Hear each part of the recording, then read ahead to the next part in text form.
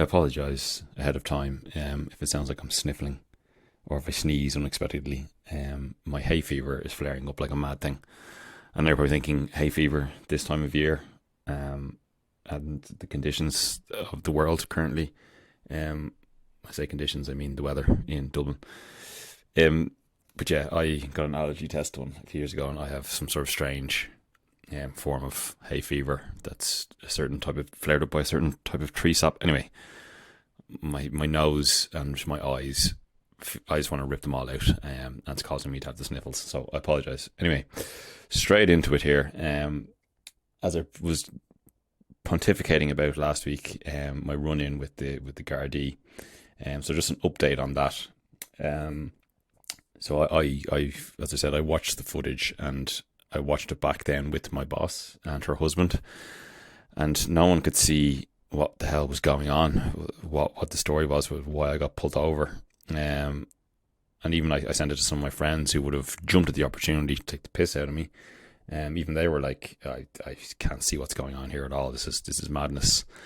So thankfully then my boss, after looking at it, was like, I'm not ringing that guy, that guard. He's clearly psychotic. And also the icing on the cake is I haven't actually received, or well, the job hasn't received any speed violation from the speed camera van. Well, as of yet. It'll probably come in tomorrow to continue the saga. Speaking of speed cameras as well, though, and again to continue the ongoing saga of my motoring life. So obviously I informed you of the shitstorm that was the rental car fiasco I had in when I was in Germany, Frankfurt and Stuttgart. And obviously, I'll keep it short. Rented an MX-5, got it, had it for half an hour, got a puncture, had to bring it back to the airport, sort out a new car and get back on the road, and I was over 2 hours behind schedule and didn't get back to my hotel till 2:15 in the morning, blah blah blah. Anyway, I received an email from Sixt, opened it up, PDF, a letter from them saying they will be debiting 25.64 or something from my credit card for an administrative fee. I was like, what the hell is this all about? Scroll down further, and they had attached that I'd been done by a speed camera van, or a speed camera. They have gantry cameras over there. Got caught doing 65 in a 60 at 1:45 a.m. Yeah, because I was just on autopilot to get to my hotel because I was sleep deprived, way behind schedule.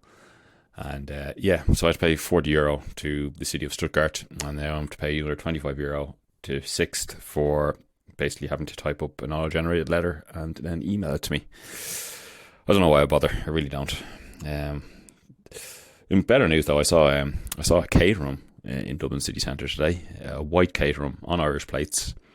Interesting car to use in an urban environment. I only briefly saw it. I didn't get a chance to get a photo, but if anyone knows who that owner is, or if you see it yourself, please do let me know, because I salute that person. Excuse me, my laptop's going off in the background there. What are the things? Oh yeah, just on to go from caterums to a completely different car. The Ora Funky Cat. I posted a picture of one on my Instagram there a while ago. I'm just intrigued by it because it's a new brand, Chinese EV brand that's come to market. An aggressive, I don't want to say originally styled, because it definitely takes cues from a lot of other places and really harks on that kind of retro futuristic vibe. It's interesting is the kind word I'll use for the way it looks. It wouldn't be my cup of tea, but I'd be interested to see how the car does generally. It seems like it's a good piece of engineering. I haven't seen any on the road. I passed by the dealership on, I think it's the Longwell Road, Nace Road, in and around there anyway. I haven't seen any on the road. We'll see how well it sells, but I don't know if anyone else has noticed this. They have ads either like embedded into podcasts, on the radio. I'm sure it's on TV as well, but I don't watch TV.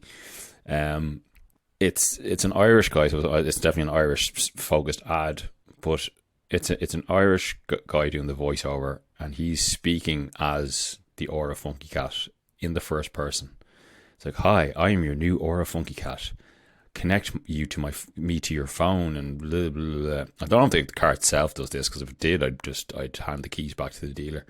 That's if it even has a key. It's not very 2023, is it? But the ad alone is just referring to the car in the first person. It makes my skin crawl, and it's enough. It would be enough for me not to consider. Not that I'm considering one at all, but if I was in the market for a brand new EV, and if the Ora Funky Cat even managed to make the shortlist, it's a competitive world out there. That ad alone would put me off. It's sickening. It's the same as people referring to cars as assigning them a gender, which you shouldn't assume gender in 2023 at all. We won't go down that rabbit hole.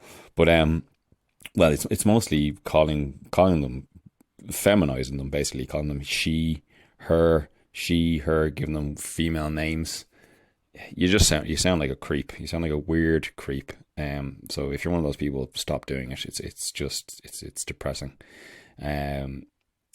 I know your man Alex Kirsten of Alex on Cars and formerly Cars for All. He gives his cars male names, which some people would also turn their nose up at. But he's doing that in a humorous, ironic way, and taking the piss out of people who call their cars Betsy or Marie or whatever the fuck. One exception to that, though, is I will give Sebastian Vettel used to give his race cars female names, like Kinky Kylie and Pussy Galore was one of his Astons, and he named them all over the years. I'm sure you can look it up via the Google machine. But yeah, those are just my few highlights of my motoring week that I noticed, and my run-ins with my everlasting run-in with rental car companies and the law, etc., etc. Sorry, this as ever. This is terrible and rambly. It's very late in the day. I've done a lot of hours in work, and I'm trying to squeeze this in because I want to try and keep it regular, like my poo-poos. Motoring news, probably the best news that's come out all week is Lamborghini announced the replacement engine that's going to come in their new top-of-the-range flagship model. So obviously the current V12 is going to be axed, but thankfully they're going to be bringing us a new V12, and it won't be downsized either. It's going to be another 6.5 litre V12 that will make peak power at 9,250 RPM, which I think it's going to be 825 horsepower. It's going to be mated to a hybrid system which will power the front axle. So combined, I think it's going to have something like 1,085 horsepower or 1,100 horsepower, something ridiculous like that. The only big difference really is, like, they say it's a brand new engine, but I assume a lot of it's going to be shared with the outgoing engine. There's a new transmission to go with it. I believe it's a dual clutch transmission rather than that horrid single clutch they've been using for years. And for some reason with this new transmission, the engine is mounted 100. It's been turned around 180 degrees. So I think that somehow it's the prop shaft. I don't know. Look, it's way above my pay grade and my intelligence. I don't understand why. For complicated reasons, it's now spun around 180 degrees. But look, regardless, it's a naturally aspirated, relatively speaking. There's hybrid power, but a naturally aspirated, large capacity, high revving V12 engine will live on in Lamborghini for another little while.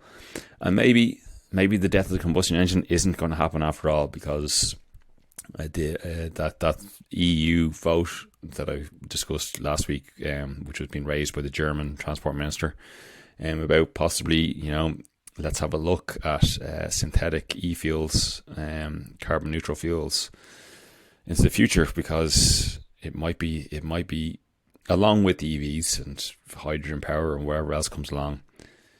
Maybe that might be a good solution, and you kind of feel like it's ever so slowly gathering pace. Let's hold the faith, people.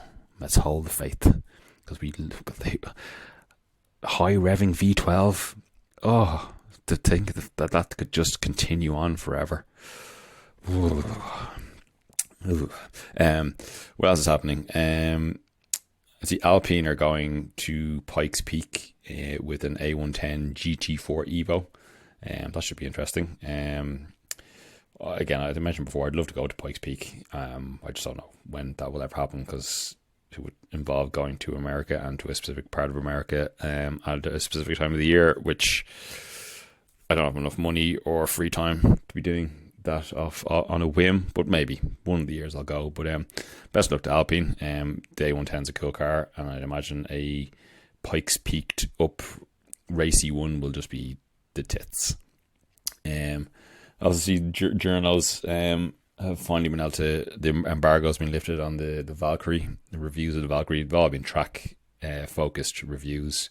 They've driven the regular Valkyrie, if you can use such a term for the car, and the AR Pro, the fully track one. If it's unsurprisingly, it's an epic thing. It sounds great. It's the loosest road car in the loosest term. And any reviews I've read or watched only double down on my thoughts that like I don't know what you'd use it for. It'd be dreadful to use on the roads, and there won't be very many racetracks, certainly in Europe, where you'd be able to use it because it's fucking loud. So yeah, I don't know what they're for other than sticking in collections and occasionally showing off. But look, as Chris Harris said in his video, the world's a better place for its existence, and I fully agree with that.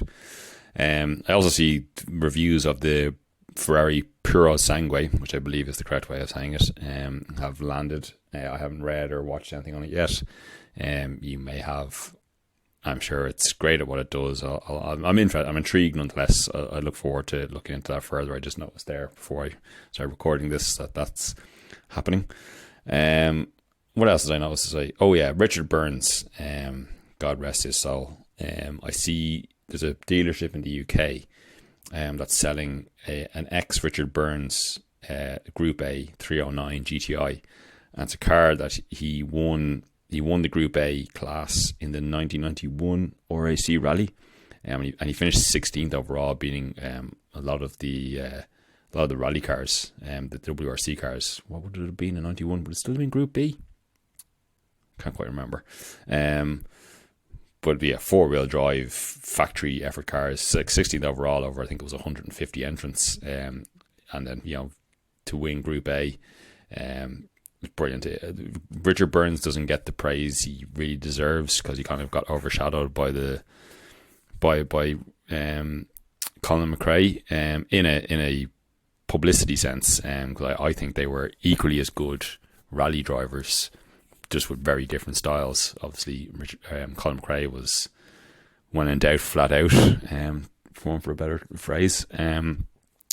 Whereas Mr. Burns, sorry, that's a bit disrespectful to Richard, although he would have been Mr. Burns.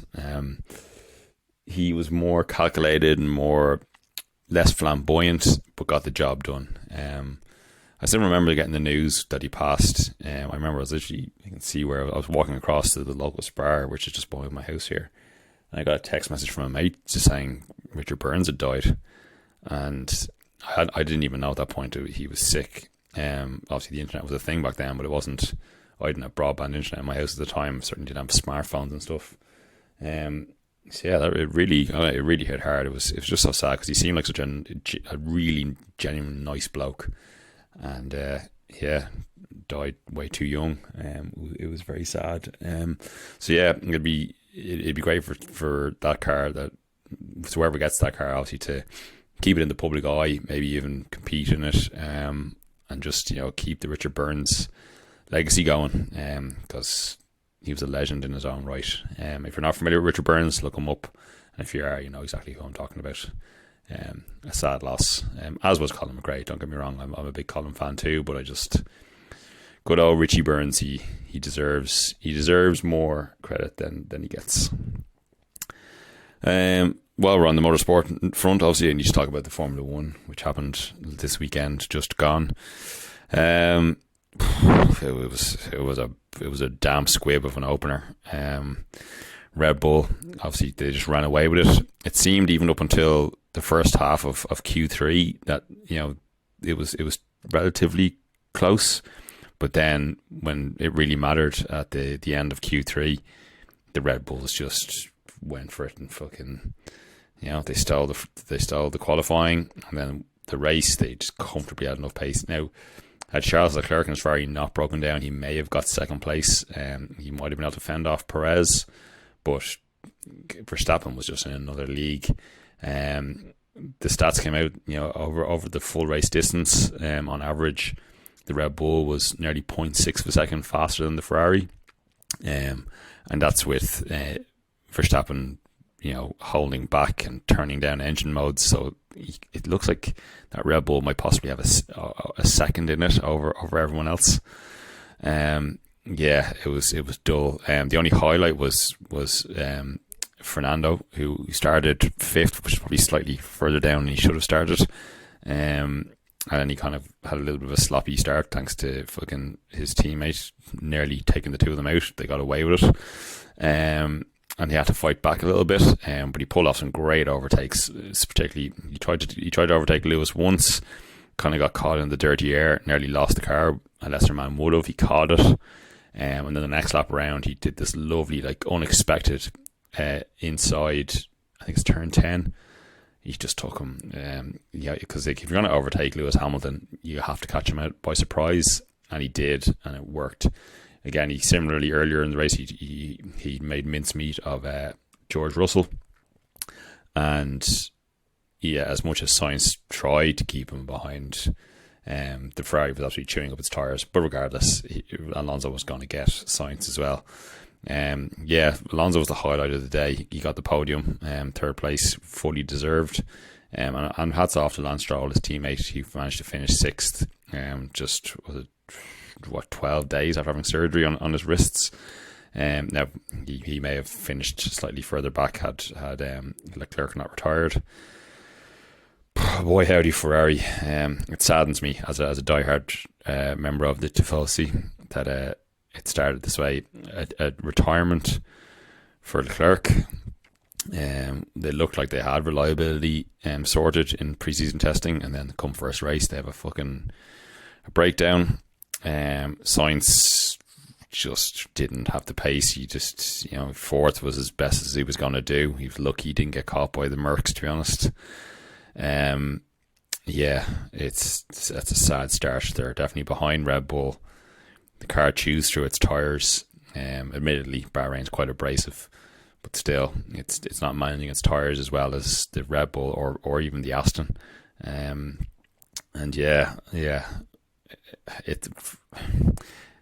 Preseason testing unfortunately gives a little bit of promise, but Red Bull are going to walk this season. I'd possibly, if it's possible, Max, if he kept, if he won every race from here on in, and Perez managed to pick up the second place, he could win it as early as Zandvoort, which wouldn't surprise me the way things are looking. I wouldn't even be surprised if he does a clean sweep, which I don't think has ever been done before, winning every race of the season. Look, it's obviously way too early to be judging all these things, but yeah, it was an ominous race. Red Bull are going to be nigh on impossible to beat.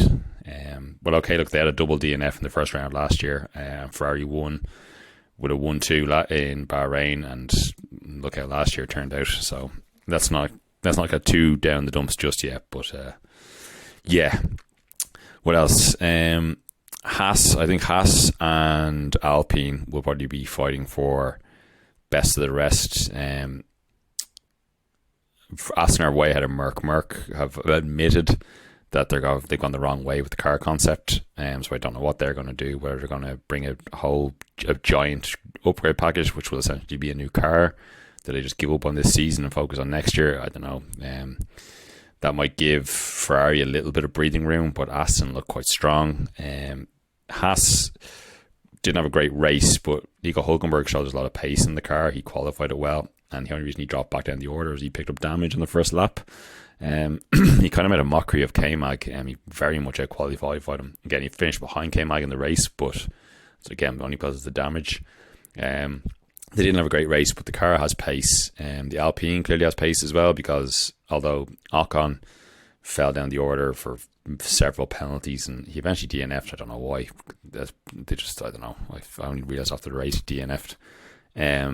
But Gasly managed to get the car from, I think it was the last row. I'm not sure he was dead last, but he got it from the back of the grid to, I think he finished 8th in the end.